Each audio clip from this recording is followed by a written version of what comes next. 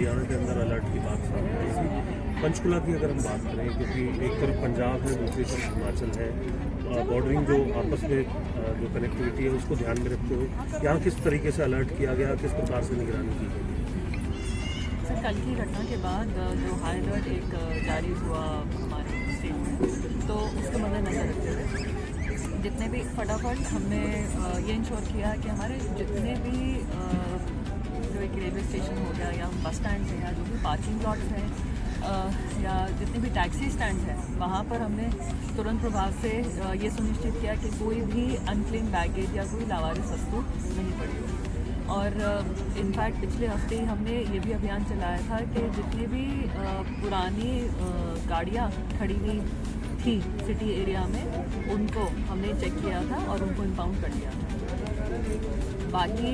साथ ही साथ आज हमने जितने भी सेकेंड हैंड कार्स के डीलर्स होते हैं उनके पास भी जाके ये चेक किया है, उनके रिकॉर्ड्स चेक किए हैं कि उन्होंने बीते कुछ दिनों में गाड़ियाँ किसको बेची हैं, और यदि उसमें से कोई भी सस्पेक्टेड बंदा लग रहा है तो उसकी वेरिफिकेशन की जा रही है। सो फार हमारे ज़िले की नील रिपोर्ट आई है, सारे वेरीफाइड हैं। और जहाँ तक कि आपने इंटरस्टेट बॉर्डर्स की बात करी, तो उसमें भी चेकिंग हमने 3-4 एक हफ्ते पहले भी नाकाबंदी अपनी सुनिश्चित करी थी, और अब उसको दोबारा से आपको फिजिकल चेकिंग दिखनी शुरू हो जाएगी। अदरवाइज उसको हम अपने कंट्रोल रूम से सीसीटीवी के द्वारा मॉनिटर कर रहे थे, बट फिजिकल चेकिंग से मुख्यतः कौन कौन से पॉइंट्स लेने वाले उस पर खास फोकस रखा जाएगा, क्योंकि जो पुलिस का स्टैंड है बहुत दूर है, लेकिन किस तरह से पॉइंट्स की बात करें पंचकुला की, क्योंकि पूरे उत्तर कितना भारत में गंभीर है अलर्ट ये माना मामला और कितनी गंभीरता इसमें देखते हैं आप? कोई भी ऐसा ब्लास्ट हो जाना, और वो भी देश की राजधानी में हो रहा है, काफ़ी गंभीर मामला है। एंड ज़्यादातर ऐसे मूवमेंट की हमें इंटेलिजेंस जो हमारे तंत्र रहते हैं उनके द्वारा पता चलता है। बाकी हम भी अपनी तरफ से एक पुलिस की प्रेजेंस हो, एक सतर्कता हो, कोई भी अगर सस्पेक्टेड मूवमेंट है, कोई भी सस्पेक्टेड लोग आकर हमारे एरिया में होटल्स वगैरह में धर्मशालाओं में रुक रहे हैं, तो उन पर निगरानी रखकर हम ऐसे इवेंट्स को प्रिवेंट करने की पूरी कोशिश करते हैं। और आपका जैसे सवाल था कि मुख्यतः कौन से ऐसे एरियाज़ हैं जहाँ पर ज़्यादा जोर दिया जाएगा, बजाय कि मैं आपको बताऊँ कि स्पेसिफिक ये पॉइंट्स हैं, ये पॉइंट्स हैं, ये पॉइंट्स हैं, तो पुलिस की चेकिंग तो देखिए तभी प्रभावी है जब वो औचक हो और एकदम अनप्रेडिक्टेबल तरीके से। तो मैं आपको बस इतनी अपना आश्वासन देना चाहूँगी कि जो भी ट्रैफिक हमारे यहाँ से गुजर रहा है, हमारी तरफ से चाहे दूसरे स्टेट से एंटर कर रहा है या एग्जिट कर रहा है, उस पर निगरानी रखी जाए। मैडम, अनआइडेंटिफाइड गाड़ियों की बात तो आपने की कि हमने एक तो वो जो गाड़ियाँ पुरानी जो कुछ आप बता रहे हैं इम्पाउंड की, उनकी संख्या क्या है,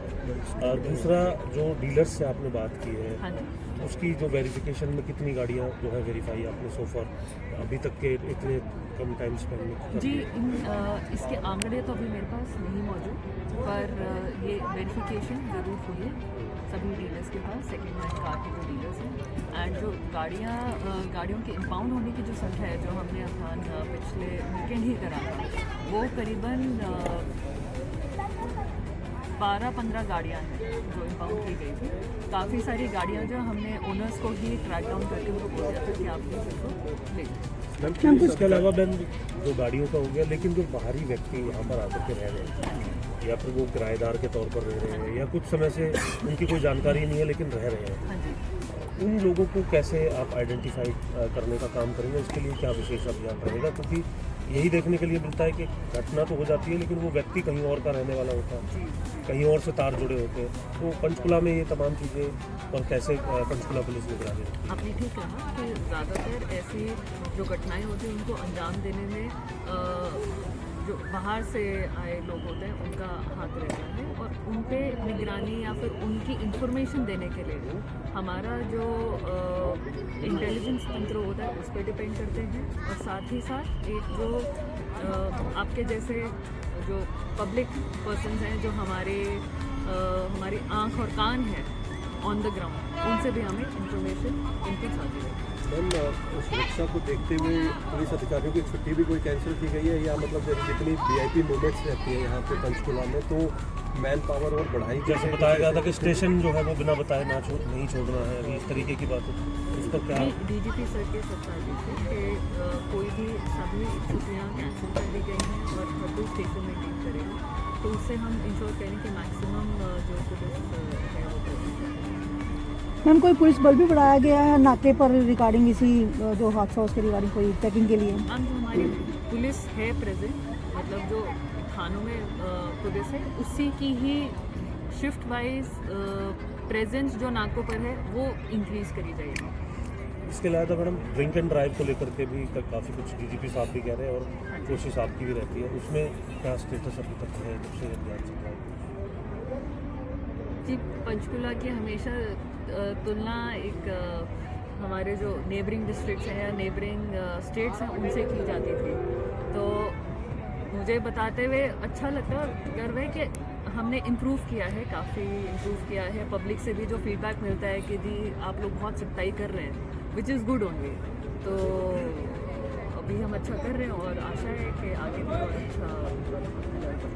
बॉर्डर पर चौकसी बढ़ेगी और जो बॉर्डर स्टेट है उनसे भी प्रोटेक्ट हुए हैं जो अधिकारी हैं। देखिए, जो SHO लेवल पे और क्राइम यूनिट्स के लेवल पर जो कोऑर्डिनेशन है वो हमेशा रहता ही है, एंड साथ में हमारे Panchkula by the virtue of being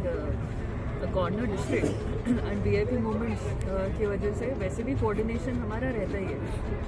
but obviously इसको मद्देनज़र रखते हुए और अच्छे से एक तालमेल